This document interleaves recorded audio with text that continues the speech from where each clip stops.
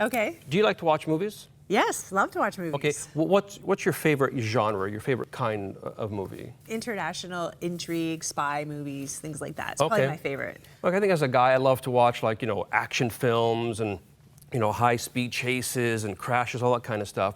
But one of the genres that people watch all the time are called romantic comedies. And you might be wondering, why in the world are you talking about that? Well, because later we're going to be talking about the effects of what we see on TV have on our brains, what we allow to go in through our eyes and how it affects us. So we're going to get to that. But I read this really interesting article on romantic comedies, and I don't watch them a lot, but I am married, and that comes, I think that's in the vows. I promise I will watch romantic comedies with you. And wives don't have to reciprocate and watch our action movies. But I read this article on... I think that does happen. I think that does. I see a lot of women watching action movies, and not because they love it, but because they love the person. Yeah, well, and I love my wife, and we'll watch movies together. And I was reading this article from Relevant Magazine about romantic comedies, and she kind of went a little far in what she was saying about the effects. I mean, we read it before, we were reading again before the show, and what she says is that romantic comedies can distort the way that we see romance and the way we see relationship. Would you think that's true before we get into the specifics? Just generally. I mean, I don't want to get hate mail from all the women who love rom-coms, but yeah, of course. Sometimes even romantic books, right? We read that and we think that it's gonna be like that. Someone's gonna sweep us off our feet and it's gonna be the perfect romance, and then we're gonna go off into the sunset together. And I'm suspecting that marriage is. I haven't heard it's quite like that. Yeah, you've been married for a while, but do you want to just unpack that for us? Yeah, well, I've been married for almost 26 years, to an amazing woman, and I did a wedding for my daughter a couple months ago,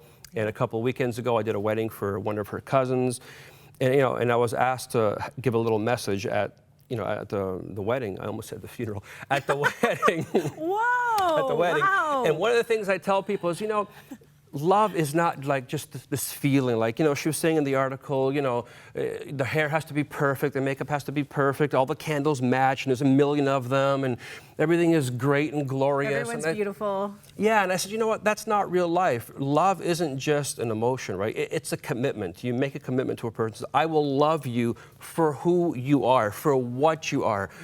Even when you wake up in the morning, pre-makeup, pre-toothbrush, and pre-coffee and all that stuff. And so sometimes I agree that romantic comedies, they can create unrealistic expectations in women from what they want in a relationship. I saw a great quote here that I absolutely loved. It said, we want the Pinterest perfect wedding without committing to the hard work of a real relationship. Yeah, that's true. I thought that was so perfect. And she actually says that watching sometimes these things a lot will change the way that your brain is wired, and that you actually think differently about things. So I just, I don't want to say stop watching. We're not saying stop watching romantic comedies, are we? Because we'll get hate mail from women everywhere across this country. Yeah, my email is cherylweber@crossroads.ca. Oh, you're so bad. But we are saying you have to manage your expectations and realize it's fantasy and be careful, right? What we're bringing in. Which brings us to what you mentioned. We're coming up later on in the hour.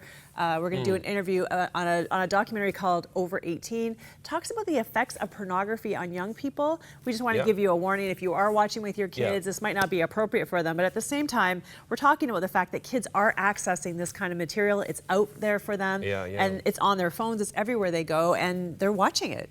Yeah, I mean, the world has changed with the advent of the internet. The accessibility is just, it's off the charts. And so, although we want to caution you if you have small children, it actually is for small children because they're accessing it in ways that we never dreamed would be possible.